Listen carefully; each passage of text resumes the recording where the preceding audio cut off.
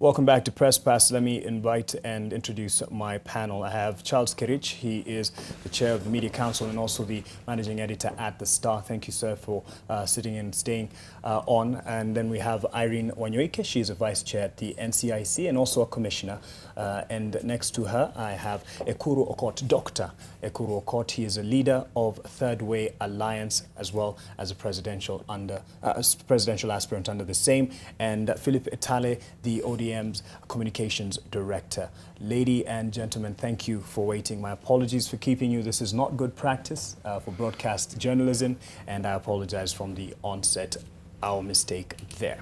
Now, just to set the context here, the IEBC is set to end the mass voter registration exercise tomorrow, and many have thronged centers across the country in the 11th hour. Meanwhile, IEBC today faced a setback as it now was forced to start afresh the tendering for a printing of ballot papers after the court quashed a tender the commission had awarded to a Dubai-based company. Kennedy Mureithi filed this report. The IEBC has now been tasked with a new duty, that of looking for a new company to print ballot papers for the August elections after their earlier choice was halted by the courts. In his ruling this afternoon, Justice George Odunga nullified a tender IEBC had awarded a Dubai-based printing company, Al Ghurair, after another South African company, Pearl Media, which was dissatisfied with the process of awarding the tender, had moved to court questioning the rationale. The tender award, worth 2.5 billion shillings, was for printing 130 million ballot papers for August elections, election declaration forms, and poll registers. Odunga said the awarding did not conform to the amended election laws. IEBC says they are still within the timelines, even if they were to restart the process. Ballot papers are supposed to be in the country at least 3 months to the August 8 elections. In the meantime, with a day to the close of the countrywide voter registration, Kenyans trooped to registration centers to exercise their democratic right. Just as is characteristic of Kenyans, their last-minute behavior is being manifest as they throng registration centers to now register as voters. At the Moi Avenue Primary School Registration Center, long queues of university students keen on registering to vote for the first time were witnessed. Doesn't matter hata kama ni saa 6 usiku, but as long as we beat the deadline, as long as we have that voters card, we will stay. Hata kama tutapigwa na jua. Tumamwasa kama si ma youths, like sasa unajua wazee ndio walikuwa like wanachukua kura wanapiga. Then si ma youths ndio tunaumia. Tunaona sasa this is now the time. At the Huduma Center within the Central Business District, the situation was the same. A long queue snaking round the building, majority eager to join the voters' roll and others wanted to pick their identity cards. The situation was the same in Kajiado.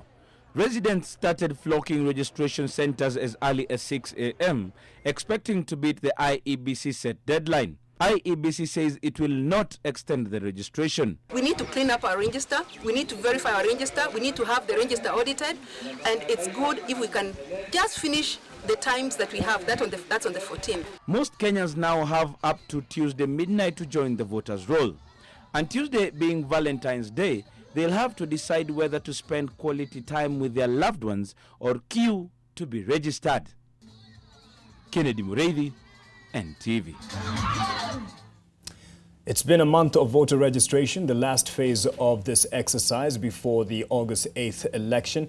And of course, the IEBC has been targeting 6 million new voters, but that has been far from the at least attained target so far. I'm sure they will be giving an update tomorrow as this, or the day after, as this exercise comes to an end. I'll start with the Media Council chair and as well as managing editor at The Star.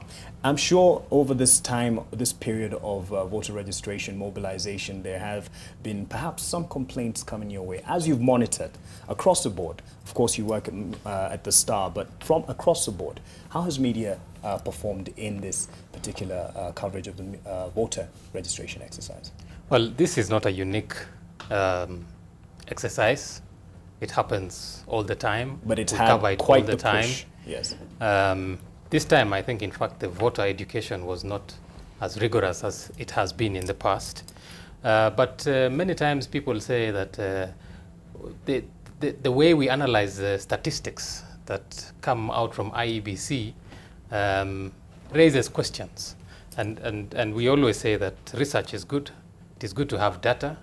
Countries that develop put a lot of premium on research and development. Yes. And therefore, if you are given data about the number of people who have registered, where is the problem in that?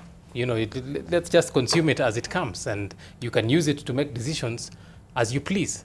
But many people say, how comes you're saying that Uhuru support base has registered more people than Raila support base? But if the IEBC statistics show that 92% of people have registered in Central, against 43 in Western and Nyanza, that's not a political data or a political statistic. It's just the way it is. Right. And so many times we would report that and people say, what are you trying to insinuate? Why are you trying to cover it in a lopsided way? We cannot just regurgitate what IEBC has said and said, they said this number, therefore that's the number. You must try and analyze it and give it in such a way that is palatable. So no problem whatsoever with headlines such as, NASA inches closer with the number of voters registered. It is in the interpretation of the person who received that data. And like I said, people receive data depending on which side of the political divide they support. So if you think that the headline is a bit favorable to your coalition or your side, then you say, yeah, very good headline. Then the other people say, now what are these people trying to do? Money has been poured, they have been bought, and so on. Right. No problem, absolutely. Yes. There's been the concern, Irene Wanyoike, as the Vice Chair of the National Cohesion and Integration Commission, that messaging out there has been very divisive or polarizing. What's your diagnosis generally? Let me say this has not been the normal voter registration that we know. This has been a campaign. Right. And sometimes I just wondered, is this the real campaign or is it about just voter registration? And the messages out there have not been very, very good. Sometimes they are alarming. And this has gone ahead to actually divide Kenyans more, as far as I'm concerned, because everybody went to their turf. And it is, please register. Register in big numbers. Come out and register so that we can throw out the other group. So for me, it was a political, it was a competition. But it is. It is a political competition, yes, but I don't think I have seen it in the few years or the many years that I've been in this country. I don't think I've seen something like this. It has been very heated. There has been a lot of, let me say, almost ethnic incitement in a way. It did come out, they were very careful, but the way it was, it is get out and vote and let's make sure that the other side goes home. Yeah. And for me, some of the utterances are not good for this country because we need to know that elections come and go. This is coming in August, it will go. We will remain here as Kenyans. We need to be one.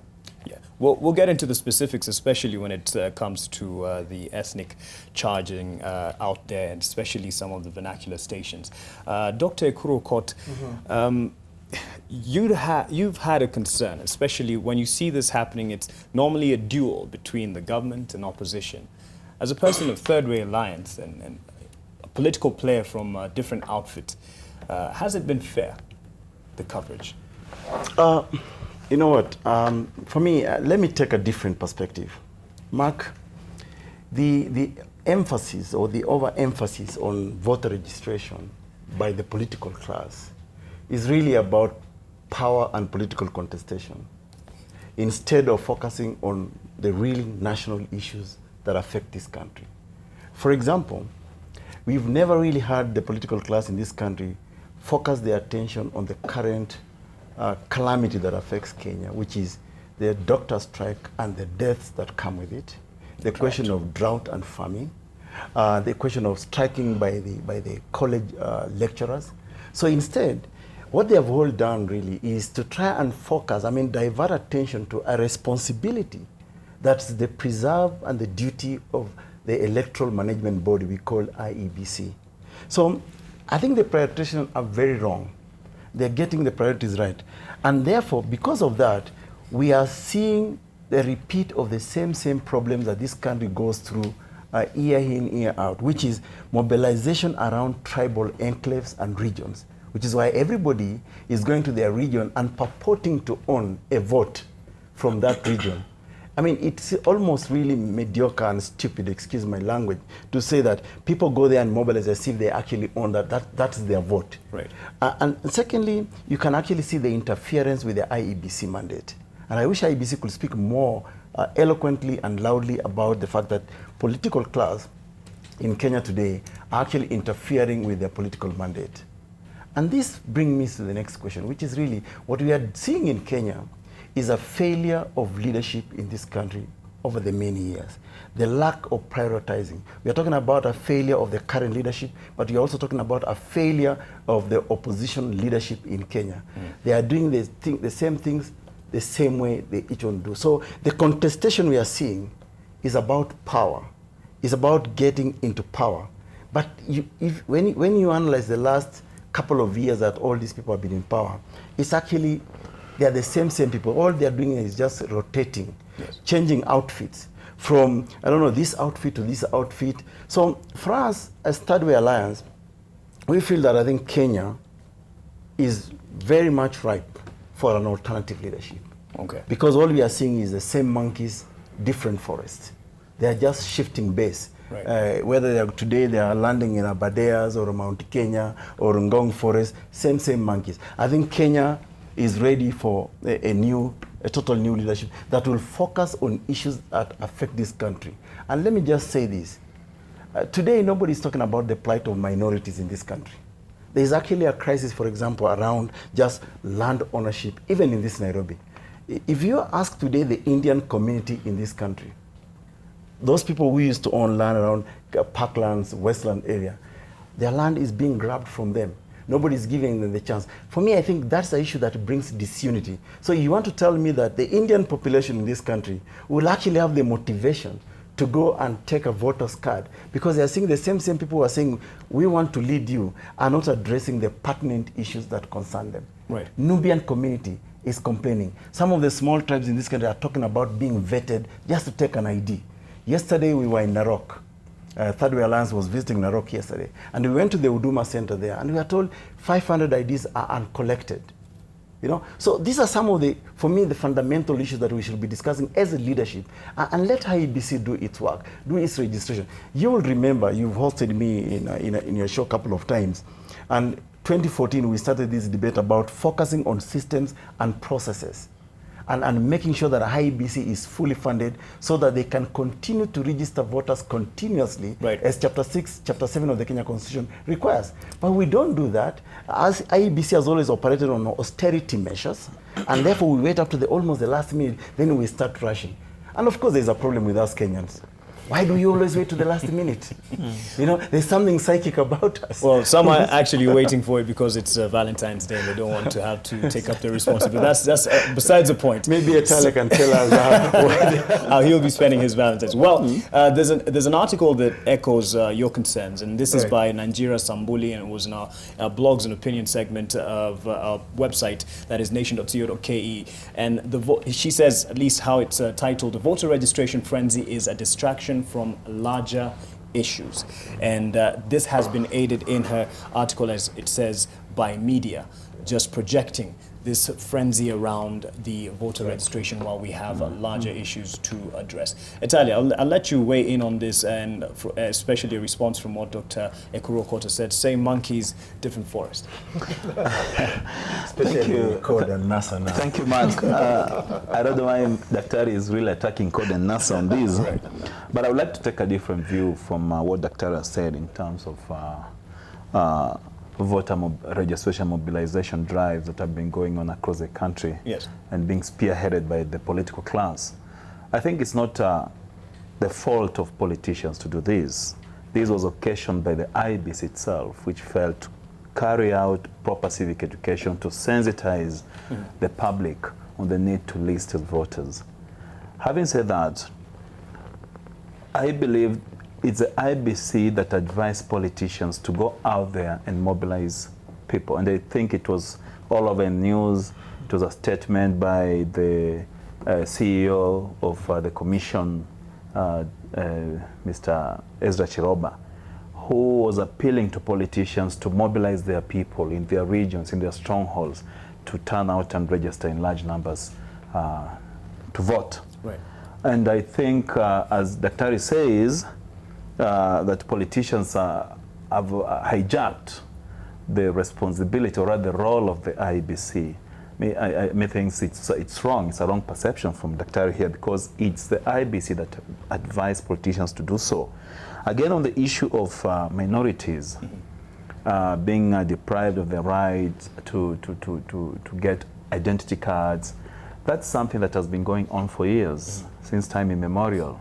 You find people from minority regions being taken into circles whenever they go to apply for this very important document. And for Daktari to say that the political class has neglected these people, has not been airing their grievances in public, I think it's wrong, because I've been accompanying my party leader, the Right Honorable Raila Odinga, to various parts of this country. And whenever he visits areas like Turkana, Samburu, Masai regions, you know, he always emphasizes on the need to implement the TGRC report, which, if implemented to the latter, will solve the problems that these communities are facing. Well, some would say actually that is they politicize these fundamental issues instead of addressing them and giving solutions, and the media is then accused of, you know, projecting this trend of politicizing everything. So yes, as you may say that Raila might speak of something, he speaks it more against the government, and media is left in the middle there of, you know, how objective are you? Why are you letting them politicize drought? It's a national crisis. The doctor strike is a national crisis. The media should not let the politicians to, you know, take this over and hijack it for their own benefit. I don't know what your response is as we've been talking about these issues. Just a bit, Dr. Kurokot, in terms of... you know, you've had a lot being said about voter registration being a distraction from larger issues. And the larger issues that are being talked about are crises like the doctor strike and the teacher strike and drought, the lecturer strike and so on. But I think we are still not on the right path, because we should be having a conversation about the real problem is the huge unemployment among the youth, the lack of venture capital to start businesses, to push entrepreneurship, to promote young people to be able to create their own jobs as opposed to looking for employment, so that they can then use innovation to build a long-term better Kenya. But now everything in society seems to be centered around one event, which is an election. So when the election comes, after all this build-up, and then on August the 9th, so what? So you spend 4 years, you know, rotating around one event as if that one event is going to change anybody's life. Right. The problem we have is a system where the winner takes it all. The loser watches from a distance as the winner eats the nyama, and you just salivate. So what that creates is a very unhealthy competition, where if you're not in, you have no say in how resources are divided. Yeah. And the winner then decides that because I won, I can do whatever I feel like with these resources. I can employ all my tribesmen. I can send the resources to my backyard. Everybody else can just watch from a distance. So until we change that situation, you will find that the elections are overrated. Representation therefore becomes overrated. Overrated, and they say it's especially by the media. The media covers. So you've covered a political story here, and then you've covered a story about the Ministry of Information is coming up with a wonderful program called Ajira, the digital employment program that tries to get young people to do what many young people in India are doing, you know, the business process outsourcing, where you have call centers in Nairobi. If I put those two stories on my website, the story of Raila saying, please register, gets 5,000 views. The story of Ajira gets 25 views. So really, it's about the audience. So you've put out both stories, but you ask yourself, why is the reception this way? But until we stop having a situation where all the resources are controlled by the winner, therefore the election becomes do or die event, right. Therefore there is a lot of desire to steal the election, then you will continue going around, because you'll find that developed countries like South Korea don't have BVRs, they don't have electronic transmission. It's not a big deal, because nobody will try and steal the election. Right. But here, everybody, not that everybody will try, but in every election, attempts are made and a lot of success is achieved in stuffing ballot boxes and doing stuff. So those are games, because it's all about the resources then that you get at the very end. Right. And that must stop. Let me say something about the sharing of resources. I think in 2010 we passed a constitution that devolved our resources to the counties. Ideally. 15%. Ideally, yes. And we have done it. It's there. It's a process. It cannot be done overnight, because Kenyans, sometimes we are in a hurry to do something. The resources have gone to the counties. And what have we seen? In terms of distribution, when they go to the counties, now it's about clans, it's about families, it's about supporters who enjoy. But the resources have gone. So it's not, for me, we are moving toward the right direction. It's not the winner takes it all. No. Every county in this country has got resources. Every county has no excuse whatsoever not to do what is right for the people, because resources have gone. Let's say not 100%. It could be 60% what has gone. It could be 70, I don't have the figures, but resources have gone. So can people now start doing what is right? I have visited this country all over. I have gone to Wajir. I was in Wajir 10 years ago. The Wajir we have today is very different from the Wajir of 10 years ago. Right. 10 years ago, it was a dusty town. Today, it is a beautiful, beautiful. The residents are flocking there to invest, because they have seen what devolution can do. So for me, the winner takes it all. It's not, I think I'm of a different view. Of a different view. I think, Mark, let me come back to your question about the role of the media. And this is the thing. In the context of this voter registration and urging people to go and vote, I think what the media has really failed to do is, what honestly is news in XYZ politician going in region X to urge people to go and take a voter's card. And what we are trying to say here is that you are not applying the principle of proportionality. You ought to balance as a media house, as the media, to say, okay, what is the most painful thing for Kenyans right now? It's drought, doctor strike that come with deaths. We now have university students, suffering because lecturers are on strike. You've got the youth, as Kerich was saying, who are actually languishing. They have not benefited from the so-called Youth Enterprise Fund. So you ought to really balance those issues and say, what weight do you apply? Do you want to just report that politician X was in region X, why, urging people to go and vote? Or do you want to report about the deaths that are actually taking place in Kenya today? And maybe that you should be able to connect to the whole question of leadership in the country. What really is happening? When a leadership is so narrow-minded, so focused on just telling people, go and do register, which is really a responsibility of an independent constitutional commission called IEBC, you should be able to report and say, this is a mockery of leadership.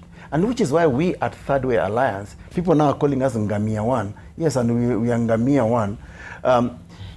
Is that we are actually saying, I think this country needs new leadership, new thinking, it needs new narrative, because the regurgitation over the same people all the time is what probably Einstein called insanity, madness. Right. Repeating, electing the same fellows all the time and expecting different results. Right. This is utter nonsense and utter madness from Kenyans. And I think we need to focus about what are the issues that actually affect us today. When a leadership of a country, in the context of a drought, famine, striking doctors, who by the way today are being jailed, because a government has just failed to actually respect a collective bargaining agreement, negotiate. Doctors only need 2 billion annually. Last year, we stole from this, not we, but those people in responsibility stole from the public coffers 700 billion Kenya shillings. And had we just given the doctors 2 billion, we'll be resolving, we'll be stopping this kind of suffering right now. So for me, it boils down to a question of who honestly is in charge of this country? What are they thinking about this country? It's a question of priorities. But these and are which is why we are saying, yes, it's time for Ngamia One to take charge of this country. Not to give you a pitching platform here, but these are questions you that we invited ask. me, Mark, so Yes, I must pitch. Yes. These are questions and agendas that we try to set. I mean, we haven't ignored the drought, we haven't ignored the doctor well, strike. Unfortunately, also we have to cover the news. So if you have all this collection of politicians in one podium making political statements, well, as much as you know, we want to see how many youth have borrowed money from the youth fund, there might really be no news element specifically on that day. So maybe it's a feature that you're working on for a week or two. And so that's why you find that there is a lot of coverage of what is happening. I mean, that's the purpose also of having sections of the news that report what has happened, and then you find others then who take time to do analysis, to try and digest what has gone on.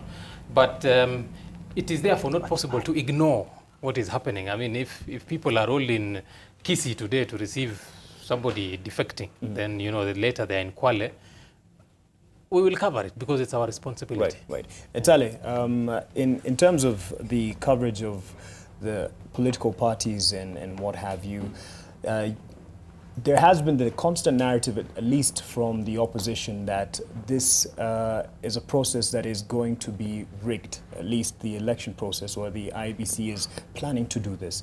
The constant beating around this particular point is seemingly a way of legitimizing or justifying some of the actions the opposition will go with, because you've planted doubt, or seed of doubt in every Kenyan's mind. That the IEBC is not credible, or what?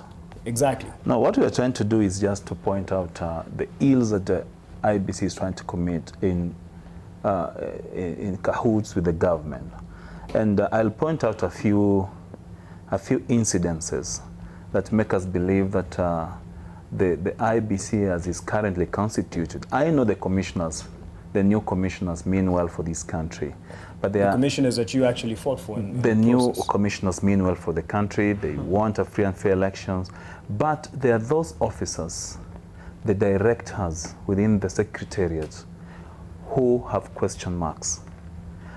I'll give you an example of what is happening right now, and it's something very appalling. You know. And I dare the IEBC spokesperson, Mr. Limo, or the CEO, to come and challenge me on this.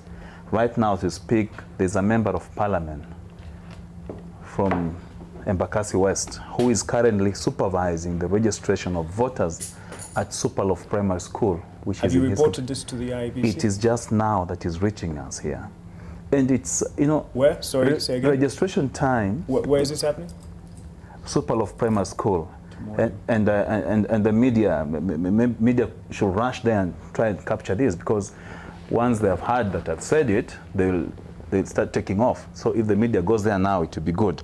So he is supervising now the registration of voters when it's supposed to end at 5 p.m.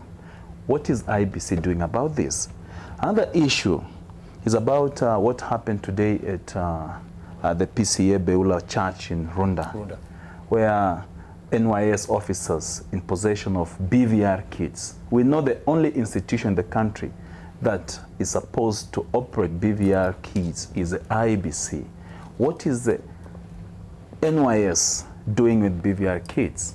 And especially where there are no, it's not a gazetted registering center, right? Like that PCA Beula Church, and they were caught on camera by our people.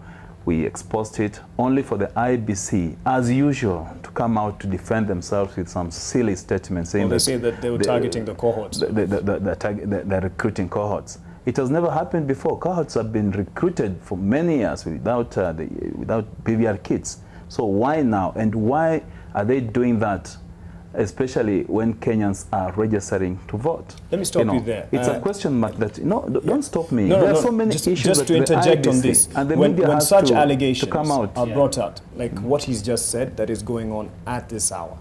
I mean, what is our role? Because some would say this is alarmist, don't just go with it. But if there's an actual issue to look into. Well, this is not the first case that he's talking about. Yes. The interest school with the interesting name, known as Superloaf.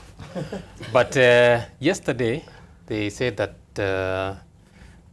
or was it the day before, that a BVR kit had been found at a house in Isili and had been taken to Pangani police station. We were there within 20 minutes. And we found that there was a group outside, and you saw that some people were arraigned in court today. And again, when they said that an NYS person was at some church, with a BVR kit, again, we were there in no time. Now, what has happened, this one of Superloaf Primary School, I think is now the third one that has just happened as we was here. But IEBC, we believe is, or would like to believe is independent. Right. And they are saying that they have rushed to Gigiri police station and found that the equipment was being used to register NYS cohorts, and maybe it is not a very good idea for the Ministry of Devolution to be registering cohorts at this time. They should stop. But I think what is more important is that they have said that tomorrow they are going to have a press conference regarding the equipment that was found, whether it is NYS equipment or whether it is IEBC equipment. So I think at the moment, the most we can do is to report what has happened. It is not for us to speculate whether indeed those NYS people were registering people for voting, or maybe indeed they were just doing their cohort registration. Of course, it sounds suspicious that this registration happens to be going on at the same time. Right. But I think the best thing to do is to wait. Then tomorrow, go and attend and verify and look at the equipment themselves, see whether they are the same kind of equipment, and then ask the relevant questions. Right. But once we've reported, then we don't go beyond that to make speculations. Yes, Itali. Mark, the problem with the Kenyan media is that they don't question the IEBC every time they come up with these the excuses they always give whenever they are cornered with facts. Like the Isley incident. It's only that when I broke the news, actually it's me who broke the news, and also today I broke the news about the Beula. Don't ask me how I get my sources, So they don't question the IEBC whenever Mr. Chiloba or any other person or Mr. Limo issues a statement to try and defend what is happening. It's not the business of the IEBC to always defend what the government is doing. Like when I talked about the PCA thing today, several statements were thrown around in newsrooms. Minister of Devolution, Minister of Youth Affairs, blah, blah, blah, IEBC, all defending the same thing. It's not right. Kenyans out there, like Daktari said, Kenyans are boiling for change. They want real change in leadership in this country. Sound like you're joining him. But, the problem the media is putting us in is that they are not questioning why is it that the NYS are in possession of BVR kits. When political parties demanded that every polling station be allocated a BVR kit for this voter registration, the IEBC told us that they have no enough equipment, only to discover that most of this equipment were given out to the means of devolution. Now, I think it's NYS is in the means of youths led by Madam Cecily Kariuki. Yes. You see, it's very, very.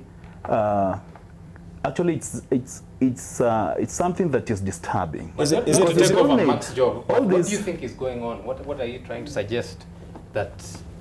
Maybe let's hear from you. Right now. There's a lot that is happening. Even the change that Daktari is yearning for in this country. No, specifically regarding these BVRs and yes, these BVR are being used. Perhaps when you take somebody's biometrics at this particular time when the IEBC clerks are also doing the same thing. If you want to recruit an NYS cohort and you take their biometrics, every details, and that's the same thing. You think they're issuing parallel voting cards? That's what we believe. And that's what the IEBC should come out in public and tell, jointly with the NYS, to come out and clear this to Kenyans, because Kenyans believe that what is happening within the NYS is the same thing, because we speak to some of these officers in the NYS and they tell us our details have been taken illegally. So where are these details being taken? Right. So these are the things that the government should also explain, because as we head towards elections, this is a very delicate moment. Dr. Ikot, I'll let you respond. I just want Madam Wanyoike to give us her position as the NCIC, because quite some startling facts or allegations coming through in terms of this process, and the clarion call that always comes from NCIC, especially at this time, is, oh, let's keep the peace, so let's not disturb the peace, don't ask questions that would raise too many questions. But these are fundamental questions that, as is being said here on the panel, should be pursued. Let me say, let me correct you there, Mark. We don't say don't ask the questions. No, we tell people, let's keep the peace. Because elections come and go. Sometimes, Etale, when you cry today, you cry tomorrow, the day after tomorrow, sometimes it's good to come up with something very, document exactly what you're saying. And let it come out properly. Because if you say today and tomorrow, people start thinking you are making it up, or you are trying to incite people to violence, and that is what we are against. So what I would say this, Etale, what you have discovered, let it be factual, document it, engage IEBC, have a meeting with IEBC, call other stakeholders. Because if you keep on repeating something that, and I'm reminded of the story of the boy who used to say, he was a herds boy, and he would always say the leopard has come. Every time he would, the villager would say, I will leave that boy, he's always saying the same thing. So for me, I would say, document what you're saying. Actually, sit together with IEBC, call stakeholders. Bring it there on the table and discuss it. Because when you keep on saying that, let me tell you, Kenyans also are a very interesting lot. They sometimes they really don't care about those things. So sit down with the stakeholders, call Mr. President here, call the others, sit down and interrogate. Well, I think people do care about any question raised but you see, about this process. We are raising facts. Can I tell you Last how week Kenyans we met the IEBC commissioners.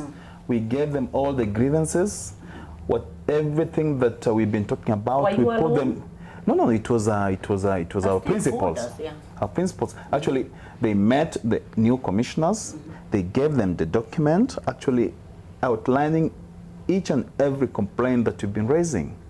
And they said, we are going to look into that. We are going to address this. Dr. Ikot, for me, is this an issue of, Let me just finish, and I say why I was saying like that. Kenyans care in their own special way. And I'm telling you, if we keep on going the way we are moving, the way this country is moving, by the time we reach August, this country will be, it will be hell. And we will have no way of stopping it. So what I'm saying is dialogue. Dialogue. Let's not just issue statements and sit down, call not just the principals. Let's have a meeting with other stakeholders. Call us also. Let us be there. We are the ones who say, please do not issue those statements that border on incitement. Call us. Call the other stakeholders. Let us sit together. Let's address these issues as Kenyans. Dr. Ikot. Because if you keep saying alone, people will say, okay, it's the same story again. And when it is true, nobody will know it is actually true. Irene, when I listen to Etale now with these new complaints, I'm not necessarily disregarding them if they're genuine, but increasingly we are seeing the code, now NASA, or ODM in particular, becoming just a typical crybaby, especially where election management becomes an issue. I remember I was involved initially during they were calling for the disbandment of the former IEBC, and I actually did try to persuade them, including some of the principals. Do not be these perennial individuals who just want to disband this commission because you don't like so and so. Focus on the issues, focus on the crimes. And I remember trying to emphasize to them that why don't we try to enforce the rule of law?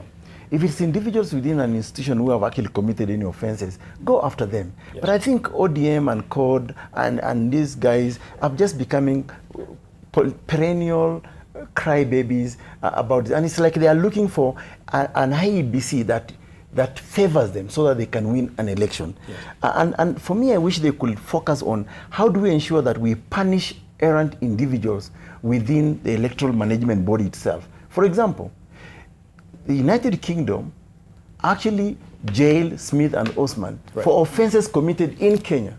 But we in Kenya could not have actually done that.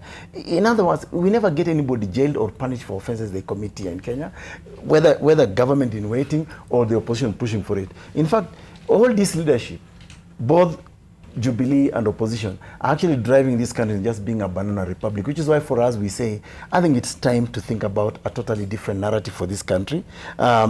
Jubilee and CORD, in my view, or NASA, whatever name they all, these are just political Siamese twins. They all need to be sent home. We need a new pack of thinking that actually focuses on the issues that affect Kenya. It's not about political contestation all the time. Right. You know, I think he's campaigning Let's for not. himself. Yeah, let's not rehearse. Let's not rehearse for the presidential debate. and there's nothing wrong with that because the Tally is not running to hear. Yes, no, Kirich, I really want you to weigh in on this because leading up to the elections, there will be questions against the institution that is meant to carry out the election. Questions of doubt and whether it is credible enough. Well, it still boils down to what I was saying about attempts by people to steal the election whenever they get an opportunity. And therefore, people become jittery and say that this commission that we have now, is it really going to give us the results that are free and fair? I think people even the last time had begun questioning the transmission system and the backbone that had been set up by Safaricom and whether it could be manipulated and so on. But what is important is also therefore for IEBC to conduct itself in a manner that shows that it is not biased in any way. If CORD is concerned that IEBC was very quick to issue a statement about equipment that was found in a manner to look like it was then defending some people, then they have to be a bit more careful. Okay. They should be above reproach. All right. They should continue to, answer questions that the public asks and not behave as if one side of the divide is a bit of a bother, more problematic than the other. It's just the nature of Kenyan politics. They asked for the jobs. They find that the fire is too hot, they should get out of the kitchen. But then again, we cannot keep changing an institution all the time. Right. What time do they have to then build their structures? Italy. I think I would like to respond to Daktari about referring to CORD, NASA, or ODM as crybabies. You are not crybabies. Okay.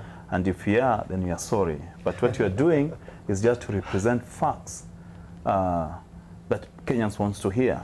Kenyans want to hear what the alternatives that you are going to give. Not merely to discredit the process. But what we are doing is, let me tell you, Mark, my friend, I'll tell you this for free. Referring to our leaders as crybabies is belittling their integrity. Some of these leaders have been on the forefront in fighting for the rights of the people, especially where Daktari comes from.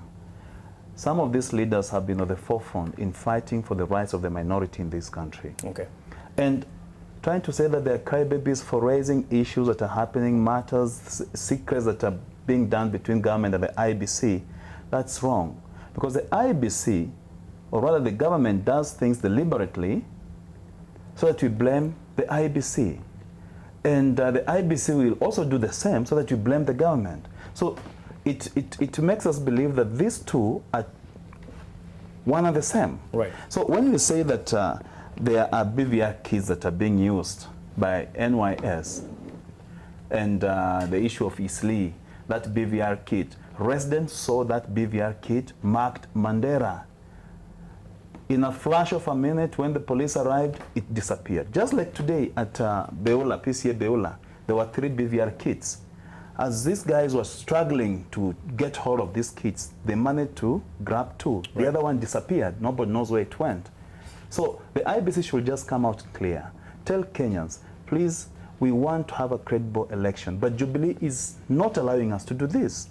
And Kenyans will listen to them. Okay. And will know the problem is Jubilee. As it is now, we will blame the IEBC. If anything happens, I'm not saying that we are preaching for violence. We are not. By the way, we are peace-loving Kenyans. We want a credible election. We want a peaceful election. And that peaceful election can only be held in an atmosphere that is provided by the IEBC, okay, on understanding that every political player is equal.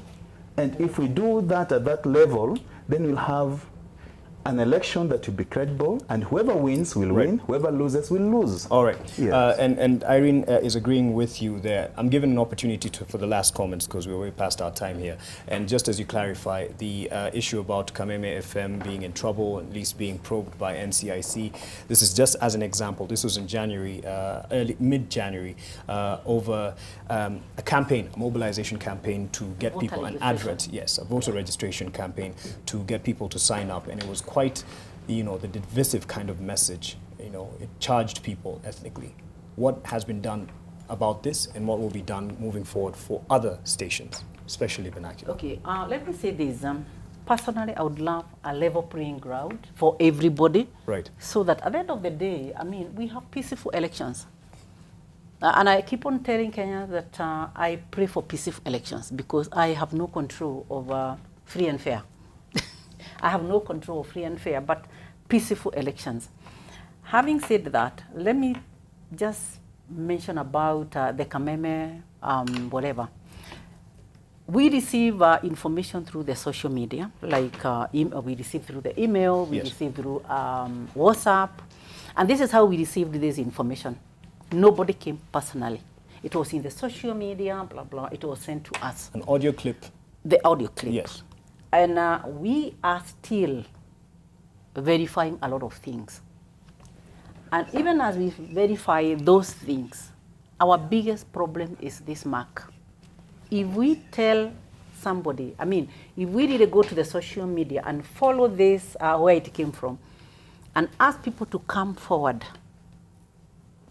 and give evidence, people don't come.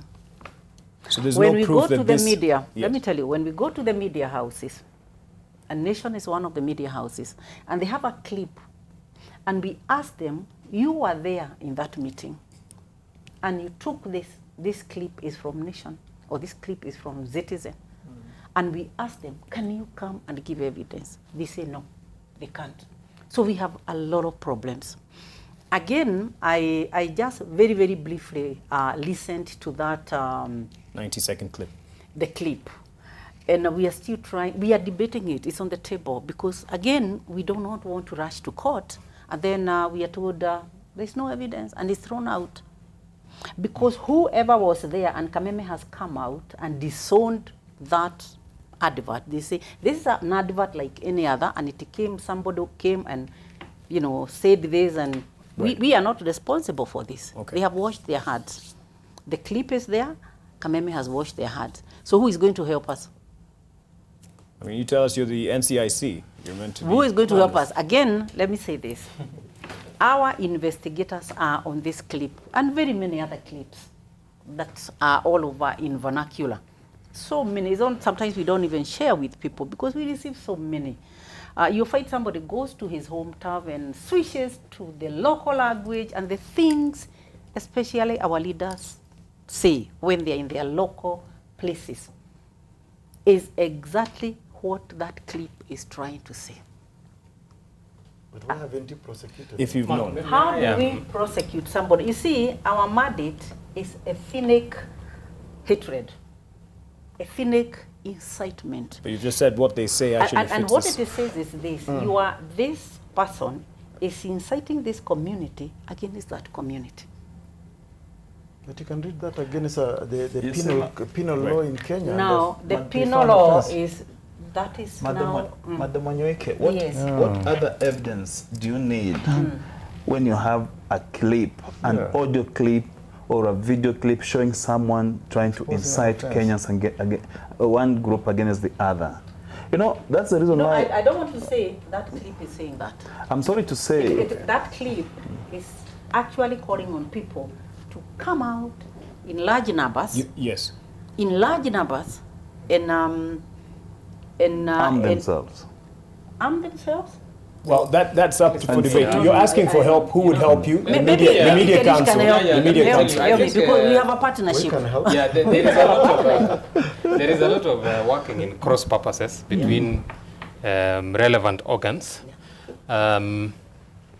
We realize as the Media Council of Kenya that because our mandate covers ethics in journalism, and the Communications Authority covers issues on frequency and licensing, and NCIC covers issues of cohesion and integration. So we wrote to CA, and we are going to ask NCIC to participate, where we want to have a mandatory meeting of all vernacular radio stations. Vernacular. No, I don't have that challenge. I don't know what's going on. And like I said, it's going to be mandatory, because what is happening is that some of these stations, there are some stations that are owned by politicians who are obviously using them to campaign. There are some other stations who show a lot of bias. Like that advert was saying, let's protect our kingship. So, you know, come out and register. But that frequency is not yours. The frequency belongs to the public, and it is given to you in public trust. Right. So it is CA that is then in charge of deciding whether you should continue having that frequency and that license or not. But then now the issues of ethics then is the mandate of the Media Council, and the issues of integrity is the issue of the NCIC. So I think it would be best if we had a sitting together, and then summoned this station owners and told them that this is the action that is going to happen if you continue. Okay. We wrote a proposal to CA. They said we are completely in agreement. We need to do it like yesterday. Yes. Because But let me just finish the point I was going to say, that what you run in your station is also your responsibility. You cannot say this was just an advert that somebody came and paid for. You know, somebody cannot bring an advert and say, kill all the members of this community, and you say that was just an advert. Right. You should decide what to run and what not to run. All right. The moment you decide to run it, it is your responsibility. I have about 5 minutes. Itali, then Daktari, we have to wrap it up. Our investigators. I'll say this about vernacular radio stations. And first, I'll be forgiven if I'll say something that will not be palatable here. Kameme FM is owned by a top family in this country. And I will say the NCIC will be doing an exercise in futility trying to summon the owners of that station, because they'll be told, hey, you lose your jobs. That's what I'll say. I don't know if I'll be wrong to say that the NCIC at this point is as toothless as a bulldog trying to bark in a banana plantation somewhere in the village. Because there's nothing you can do to a station that is owned by the political class that is ruling this country, and the presenters in that station perpetuate hate every time they go on air. There's a time they spend 5 minutes to curse another media owner, saying how bad that man is, he's a betrayer, he's what, that was pretty wrong. And I think that culture should be stopped by the NCSE. Right. Lastly, I'll say this about the media and the way they cover events. Yes, please. There is this issue of drought and famine. There's doctor strike. I like the way the media has developed some oomph, especially after the doctors have been jailed, because now they want to do live coverage all the time. But you remember 4 days ago, our deputy president said how Kenya has enough food in the strategic grain reserve to feed Kenyans. 4 days later, the president declared drought and national disaster. Right. So you wonder, why didn't the media interrogate these two people?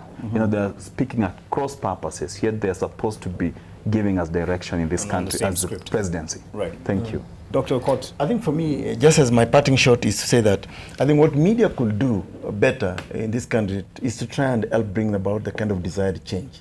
For example, the failings and frailties you see in NCIC. I mean, when you have a commissioner who says that they cannot be able to actually establish and determine that actually an offense has been committed and follow it through.